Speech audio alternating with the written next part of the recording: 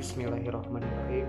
Gambaran umum usaha yang sedang dikembangkan diberi nama Laundryco, yang bergerak dalam bidang penyedia jasa dengan menerapkan jasa cuci pakaian, kiloan, satuan, bed cover, selimut, boneka, karpet, dan lain-lain.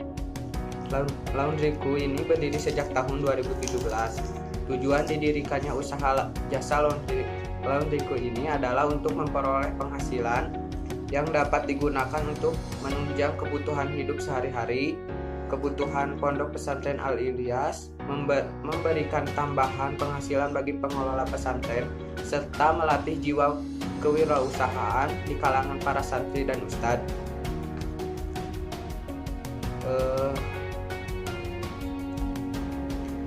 Berikut adapun mindset bisnis Laundryco. Pertama, memperhatikan kualitas baik hasil laundryan maupun pelayanan, mengenali target pasar atau customer segment, melakukan kreativitas dan inovasi usaha, promosi yang efektif, dan yang terakhir manajemen bisnis. Spasi selanjutnya yaitu mengenai program pemasaran. Program pemasarannya ada dua cara. Yang pertama, program pemasaran secara online. Program pemasaran secara online dengan menggunakan media sosial yang dimiliki oleh pesantren seperti WhatsApp, Facebook, dan Instagram. Kemudian juga membuat website pesantren. Cara yang kedua yaitu program pemasaran secara offline, seperti menyebarkan brosur, pamflet, spanduk, dan media lainnya. Kemudian menawarkan jasa laundry secara langsung kepada pelanggan. Yang ketiga, hadir di berbagai acara masyarakat, contohnya seperti di Car Free Day. Yang menjadi segmentasi pasar laundry ini yaitu warga pesantren Al-Ilyas, kemudian warga sekitar yang membutuhkan jasa laundry, kemudian juga ada masyarakat menengah atas seperti mahasiswa, para eksekutif muda, para pekerja kantoran, dan juga ibu rumah tangga. Ada juga dari kantor pemerintahan, rumah ibadah, atau masjid, dan masih banyak lagi. Terima kasih. Ada perkiraan investasi atau program keuangan yang terdiri dari nama kebutuhan, harga satuan, jumlah, penyusutan, dan penyusutan per bulan. Yang pertama ada perbaikan tempat usaha dengan jumlah 20 juta, penyusutan 5 tahun, penyusutan per bulan 333.000.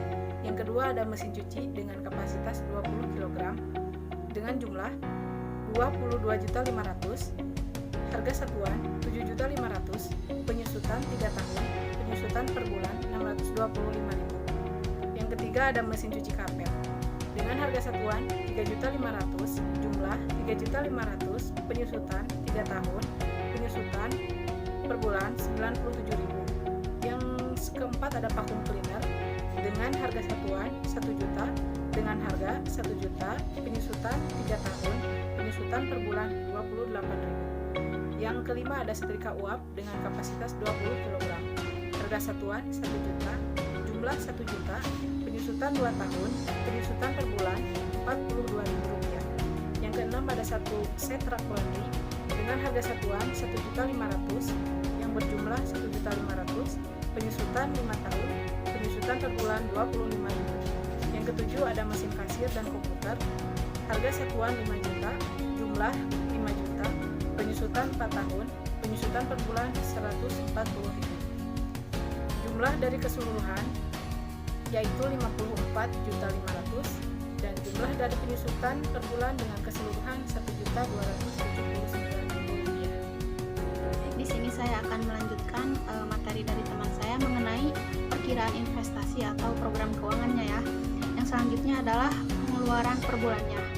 Dimana di sini ada uraian 6 uraian kebutuhan yang menjadikan pengeluaran. Kalian bisa melihat di tabel dimana di sini ada gaji produksi, gaji kasir, gaji delivery, pembelian deterjen, pembelian pewangi, plastik, pembayaran air, listrik, telepon, hingga biaya operasional dan biaya penyusutan per tahunnya. Jika dijumlahkan semuanya itu berjumlah Rp7.897.000 ya untuk pengeluaran per bulannya.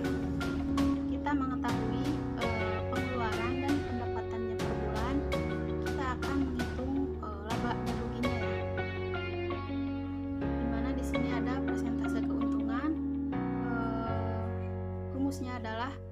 pendapatan dikurangi pengeluaran, di mana tadi pendapatan sudah dijelaskan sebesar Rp10.597.000 dikurangi pengeluaran sebesar Rp7.897.000. Jumlahnya adalah Rp2.700.000. Nah, jadi pendapatan atau keuntungan per bulannya yaitu Rp2.700.000. Untuk laba per bulannya Rp2.700.000, dan jika dikalikan 12 yaitu dalam setahun, maka keuntungan yang mereka dapatkan adalah Rp32.400.000. Selanjutnya persentase keuntungannya ya, dengan rumus laba dibagi modal kerja dikali 100%. Rp2.700.000 dibagi Rp7.897.000 dikali 100%, jumlahnya adalah 34,19%. Jadi keuntungan yang mereka dapatkan adalah 34,19%. Lalu setelah mengetahui biaya pengeluaran per bulannya, kita akan membahas mengenai pendapatan per bulannya. Kalian bisa melihat lagi di tabel. Di sana ada uraian pendapatan, ada dari pakaian, ada dari bed cover, selimut, boneka, gordin, karpet, hingga sepatu dan tas. Nah, jika dijumlahkan semuanya berjumlah Rp10.597.000. Nah, baik, saya akan membahas tentang program operasi pada laundry ya.